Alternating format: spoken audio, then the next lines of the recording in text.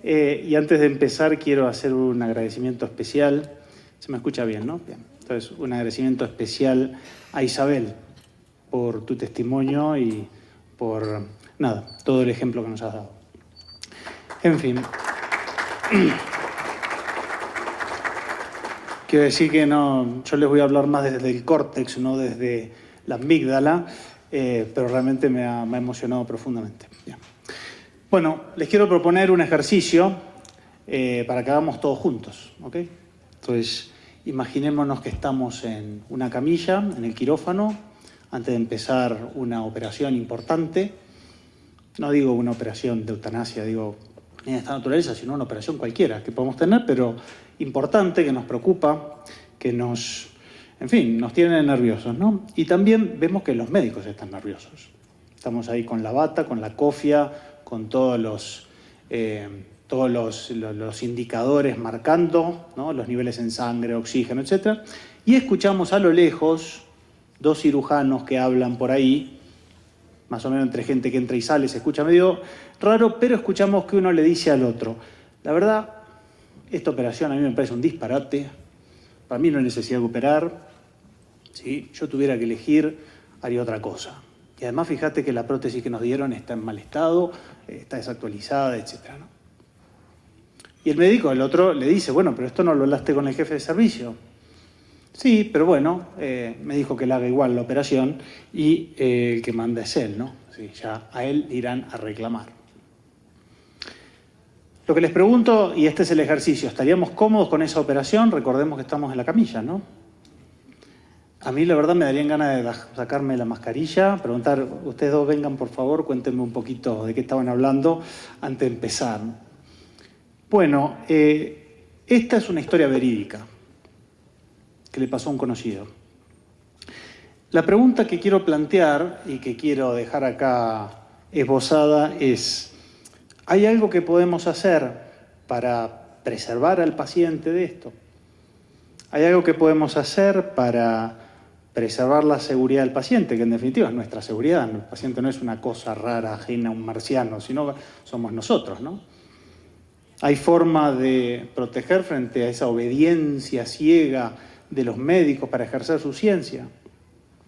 Entonces, hoy lo que quiero hablarles es de un mecanismo de protección que yo humildemente encontré en la deontología del consultorio, ¿no? No podemos ser tan ingenuos de pensar que, en fin, digo, yo ya estoy en la década de los 30 y también ya me pasó a pasar por el consultorio bastante. Imagino que esto va a ser cada vez peor, ¿no? Entonces, uno se termina como familiarizando con los pacientes. Entonces, cuando nos toque pasar por el consultorio, ¿estaremos tranquilos con profesionales que nos dan material vencido, una prótesis en mal estado, que están más preocupados de obedecer a su jefe que al interés superior del paciente? ¿Estaremos tranquilos con eso? ¿Estamos tranquilos, no sé, digo, me van a operar con una anestesia que esté vencida? Es decir, esas son las preguntas que nos tenemos que hacer. Y esto puede tomar escala. ¿En qué?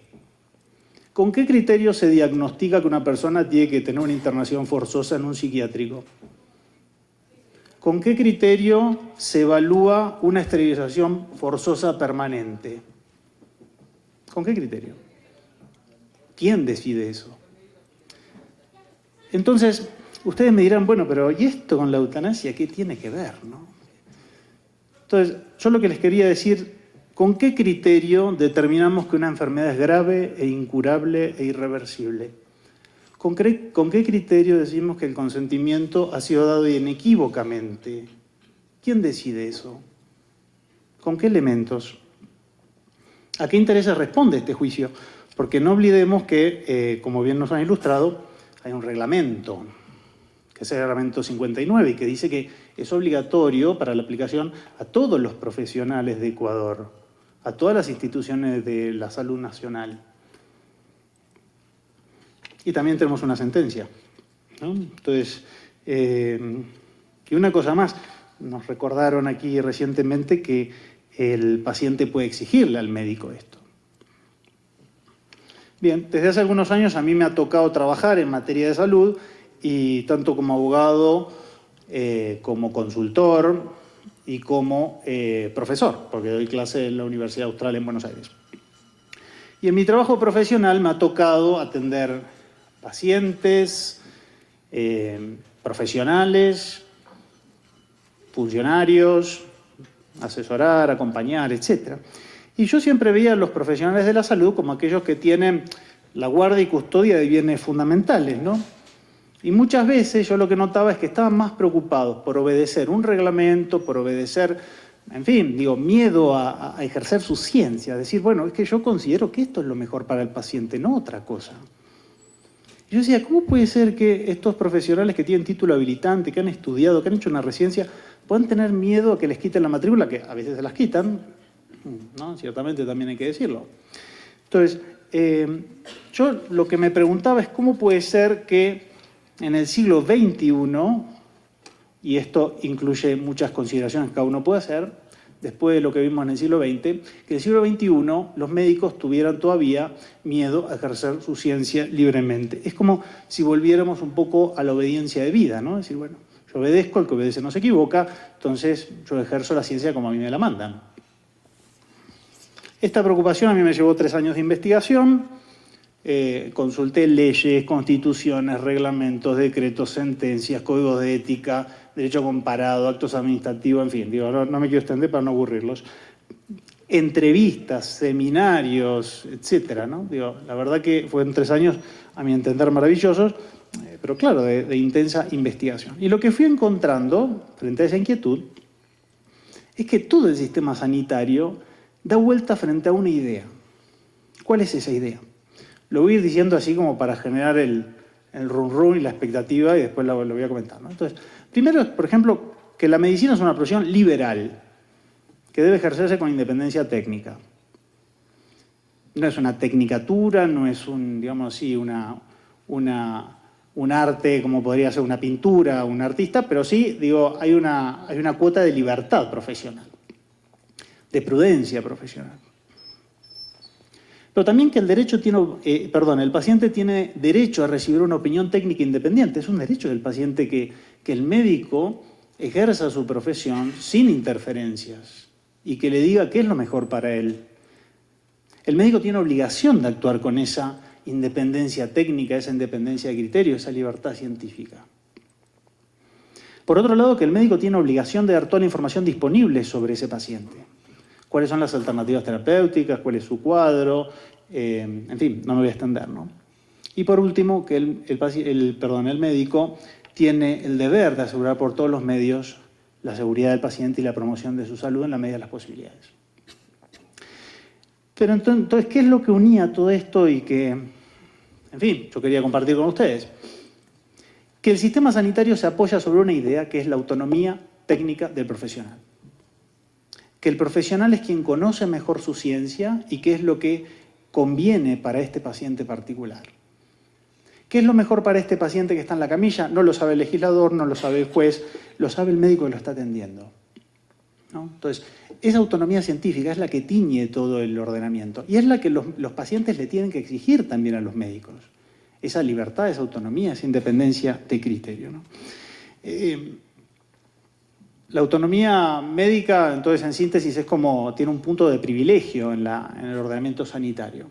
No con ánimo de volver a una medicina paternalista, ¿no? Digo, lo quiero decir con el mayor sentido común, sino reconocer que esa persona ha estudiado, que tiene una idoneidad acreditada por un título, que es el modo en que el Estado comprueba la idoneidad, y que la tiene que ejercer al servicio del paciente, porque esa autonomía no es mera autonomía, sino que está al servicio del paciente.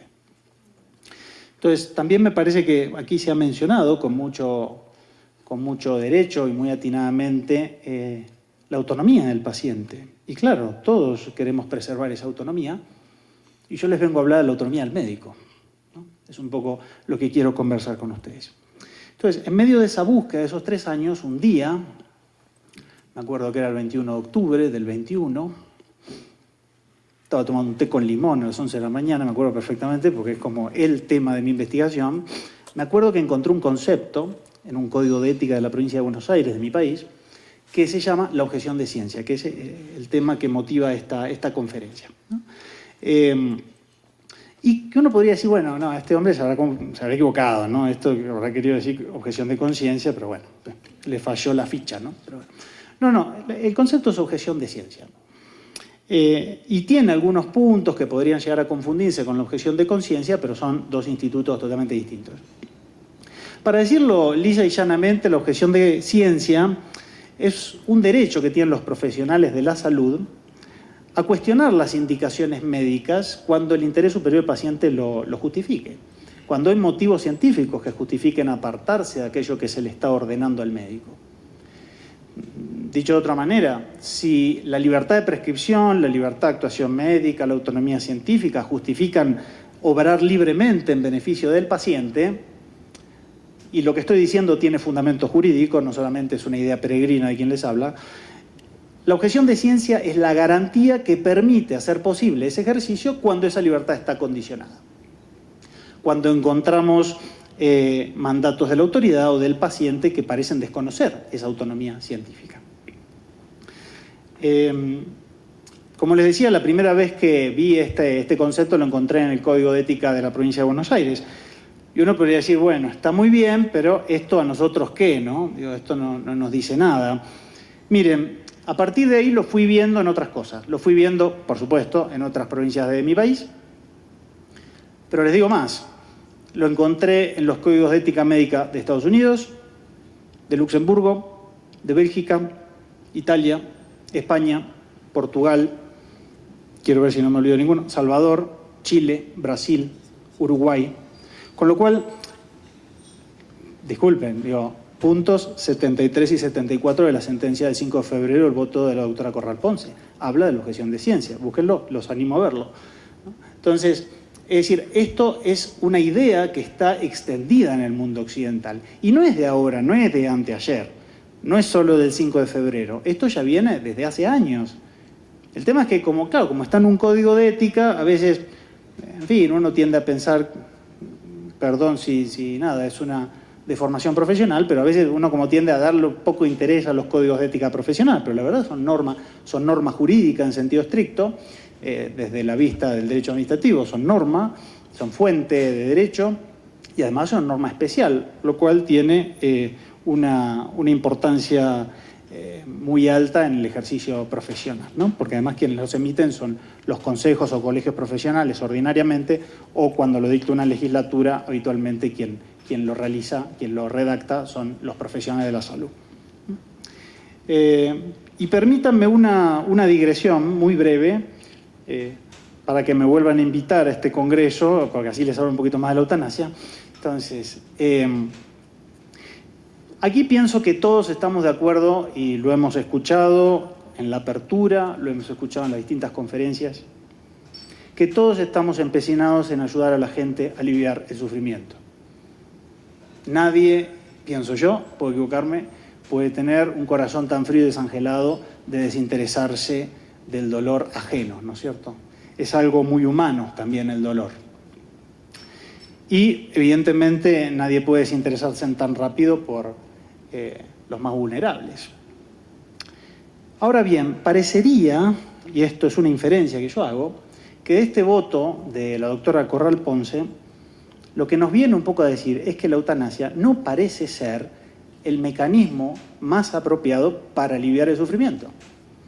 Parece, porque si yo hago una inferencia de la objeción de ciencia, entonces si es el médico el que tiene la capacidad de determinar qué es lo más adecuado aquí y ahora para el paciente, parecería que la eutanasia para aliviar el sufrimiento no es la medida más adecuada existiendo en el estado actual de la ciencia, por ejemplo, la sedación paliativa, ¿no? Entonces, parecería, ¿no?, yo digo, de la inferencia de este voto. Entonces, pienso que si todos buscamos aliviar el sufrimiento, la clave es ver qué medios ponemos para aliviar ese sufrimiento con la menor restricción de la libertad posible. Y cuando digo la libertad, digo también la libertad del médico, ¿no es cierto? Bien, solamente decir que me llamó la atención a la hora de repasar el reglamento, que, en fin, puedo estar equivocado, por favor, después en privado tengan la deferencia de corregirme, que no encontré el concepto de sedación paliativa en el reglamento y nada, me llamó la atención sencillamente y me parece que es un punto relevante en esto. Pero después, bueno, cualquier cosa lo conversamos con el café. Entonces, volviendo a la objeción de ciencia, quiero invitarlo a que revisemos los puntos anteriores sobre la autonomía científica a la luz de la objeción. Entonces, si la nota más característica de la medicina es la libertad, evidentemente tiene que haber un mecanismo para garantizar esa libertad cuando está condicionada. Imagínense quitarle ustedes la libertad a un artista, a un pintor. Imagínense ustedes quitarle la libertad a Becker para escribir las leyendas y los poemas. No podría haberlo hecho.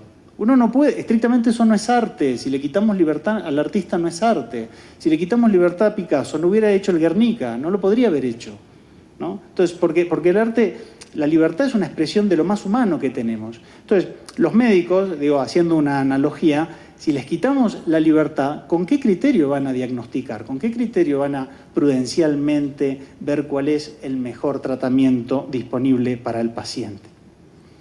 Y si el paciente tiene derecho a recibir una opinión técnica independiente, ¿cómo hacemos para garantizar ese derecho?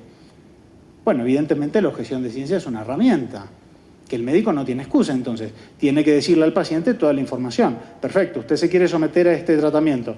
Bien, también tiene este tratamiento, estos son los riesgos, estas son las complicaciones, las contraindicaciones, las prevenciones, su cuadro, a mi entender, digo, debería ir por este lado, etcétera, ¿no?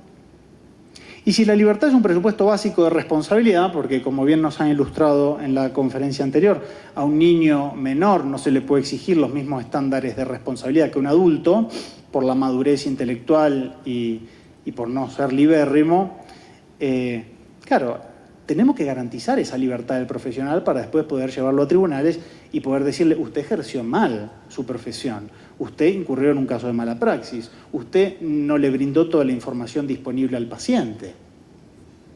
Para eso está la objeción de ciencia. Si hay un deber de informar, evidentemente es necesario contar con una herramienta que permite informar en todas las ocasiones. Y si hay un deber de asegurar los mejores intereses del paciente, también hará falta una herramienta que le permita al médico hacerlo, ¿no? Porque recordemos, esa autonomía no es mera autonomía, sino una autonomía en servicio del paciente para asegurar su mejor bienestar, su mejor interés. En definitiva, la objeción de ciencia, que es lo que les trato de transmitir, permite que todo esto no se torne ilusorio, ¿no? Y para no dormirnos, y me han puesto esta conferencia antes de la comida, así que todos están pensando ya en la comida, lo cual eso me da una cuota de tranquilidad, de que están pensando más en eso que en lo que les estoy diciendo. Entonces, solamente dos casos que asumieron estado público, pandemia, un contexto un poco singular, pero me parece que vale la pena transmitirlo. Argentina y España, ¿no? Lo voy a decir como si fueran un solo caso, pues son idénticos. En Argentina y en España habían dos sujetos que estaban internados en terapia intensiva por un caso de COVID, situación de que la familia acude, las dos familias por separado acuden a médicos externos y los médicos externos le piden o le recomiendan tratamiento sin evidencia científica. En un caso, ibuprofeno de sodio, que después se reconoció que no tenía ningún tipo de evidencia científica al respecto, y en el otro la ozonoterapia. ¿Qué es lo curioso? Porque médicos que propongan medicina experimental siempre ha habido. Lo curioso es que esta familia interpone una acción de amparo ante los tribunales competentes en cada país y los jueces, sin citar audiencia a los médicos, les exigen que les brinden estas terapias alternativas sin evidencia. Los médicos se ven obligados por la autoridad a realizar algo con lo que están en desacuerdo científicamente. Y no solamente ellos, ¿no? En Argentina 55 sociedades científicas repudiaron este fallo en un acto unánime, ¿no? Con lo cual tenían algo de espalda los médicos para entender que aquello no era conveniente para el paciente. Bueno, finalmente las dos personas fallecieron antes de recibir esos tratamientos. Lo que les quiero transmitir es que esta presión para diagnosticar, para prescribir, esa que hablábamos al principio, puede venir también de la autoridad, no solamente de los pacientes que piden, ¿no? Exigen. Puede venir de un juez, puede venir del Poder Ejecutivo, puede venir del legislador, puede venir de un organismo internacional, con lo cual la objeción de ciencia permite, como mecanismo de protección, garantizar la libertad del profesional frente a estas situaciones. Curiosamente, en Ecuador tenemos la sentencia del 5 de febrero y el reglamento del 12 de abril y quizás en algún momento alguna norma de alcance general como una ley que emita el Parlamento sobre este tema. Bueno, soy consciente que alguna persona me podría decir que me podría tachar un poco de anarquista, que la objeción de ciencia implica desobedecer la autoridad, quiénes son los médicos para elegir qué norma obedecer y qué no. Y miren, yo vengo del derecho administrativo, ¿no? Y está lejos de mí considerar que la autoridad es algo despótico, autoritario o arbitrario. De hecho, la autoridad es de derecho natural.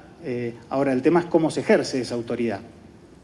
Y cada vez estoy más convencido que el ejercicio libre de la medicina solamente puede ser peligroso para un Estado que ve en los médicos seres inanimados que no piensan y que no son capaces de tomar decisiones razonables en beneficio del paciente. Un Estado realmente comprometido con la seguridad de sus ciudadanos garantiza esa autonomía científica para que sea el médico el que después se pueda responsabilizar, pueda hacerse cargo de las consecuencias de sus actos, podamos ir a decirle, mira, la información que has dado es incorrecta, es incompleta, no fue cierta, etc., ¿no? Y al paciente la oportunidad de contar con esa opinión técnica independiente. Entonces, en fin, ustedes me podrán decir, bueno, pero si esto ya está reconocido en los códigos de ética, ¿qué sentido tiene seguir dándole vuelta a la cuestión? Ya está, es cuestión de invocarlo y listo. Bueno, miren, Alberdi, el padre de mi Constitución, decía, saber de leyes no es saber derecho, ¿no? Como que el derecho no se agota en las leyes, es algo mucho más rico, más dinámico. Por eso estudiamos tanto los profesionales las leyes, porque hay que estudiar, en fin, la costumbre, la equidad, la justicia, los principios generales, en fin, ¿no? Las leyes también, la sentencia, la jurisprudencia, etc. Pero no está de más decir que en nuestros países la ley tiene una potencia como fuente de derecho extraordinaria, ¿no? Todos quieren que lo que pasa esté en una ley, ¿no? Todos quieren que esté regulado en alguna ley porque nos da seguridad, nos da tranquilidad, sabemos que esto ha sido público, se ha discutido, el Parlamento lo aprobó, con lo cual, en fin, digo, a todos nos gustan las leyes, más o menos, digo, todos queremos que esto en algún momento aparezca en una regulación general. En fin, digo, tratemos de pensar y darnos un buen debate ahora en Ecuador, quizás próximamente, al tratar esta norma, ¿no es cierto? Última idea que quiero transmitirles, últimas cuestiones. La primera es Kant decía que en el reino de los fines las cosas tienen precio, las personas tienen dignidad. Y esa dignidad era el principio de no equivalencia, que una persona se puede intercambiar por otra, ¿no? Incluso aunque sean gemelos. Entonces, lo que quiero transmitir con esto es que esa dignidad nos hace volver a centrarnos en los pacientes, como una persona que demanda nuestra mayor atención. Busca que demos más seguridades, más previsiones, más libertades. Y en esto nos jugamos la vida, porque cuando hablamos de pacientes ya dijimos, no hablamos de un ser totalmente ajeno a nosotros, ¿no? Estamos hablando de nosotros mismos. Entonces, pensemos, ¿qué cirujano queremos que nos atienda? ¿Qué anestesista queremos que nos dé anestesia frente a una operación? ¿No? Bueno, ¿qué médico queremos que nos hagan los estudios con contraste? ¿Qué radiólogo queremos que nos atienda? Un radiólogo que sabemos que tiene la libertad para establecer cuál es el procedimiento adecuado, la técnica adecuada. Uno dice, bueno, está bien, digo, le pongo en modo avión, pongo play y avanzo, ¿no? Y la presión cultural y legal que pueden tener los médicos es muy grande, porque si no reconocemos la objeción de ciencia, podemos estar obligando a los médicos a dar medicamentos vencidos, a hacer estudios con contraste vencido, a usar terapias alternativas sin evidencia científica, en fin, a hacer tratamientos por el interés de una aseguradora en vez del interés superior del paciente, ¿no? Entonces, ozonoterapia, ibuprofeno de sodio, dióxido de cloro, menisectomía, eutanasia, a mi humilde entender, todo es medicamento vencido. Porque no estamos privando a los pacientes de una alternativa más adecuada. Entonces, en fin, me parece que un Estado que obliga a los médicos a una determinada terapia cuando hay evidencia que hay otras mejores, está obligando a dar medicamentos vencidos. Por último, y para ir cerrando ya ahora sí en serio, porque se me ha agotado el tiempo y quiero ser respetuoso de su tiempo, quiero dejarles 3 consideraciones que espero, en fin, que podamos llevarlas. La primera es que, igual que el cuerpo no está inmune de amenazas, y por eso tenemos un sistema autoinmune, la autonomía científica siempre va a estar expuesta a estos peligros, siempre, siempre. No es que uno se pueda dar una vacuna contra eso. Lo segundo es que para combatir ese peligro, existe la objeción de ciencia, que ya está recogida en ordenamiento jurídico de primer nivel, lo hemos mencionado antes. Entonces, podemos preservar al paciente y al médico, el médico colaborar para producir en el paciente daños graves, irreversibles, evidentemente en los casos que nos convoca hoy, tan importantes, ¿no? Como es darle fin a la vida a una persona. Y por último, que me parece, la tercera idea, que ignorar la objeción de ciencia es un retroceso.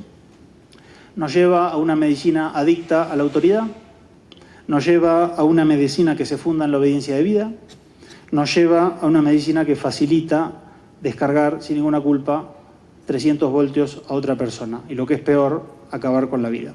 Muchas gracias.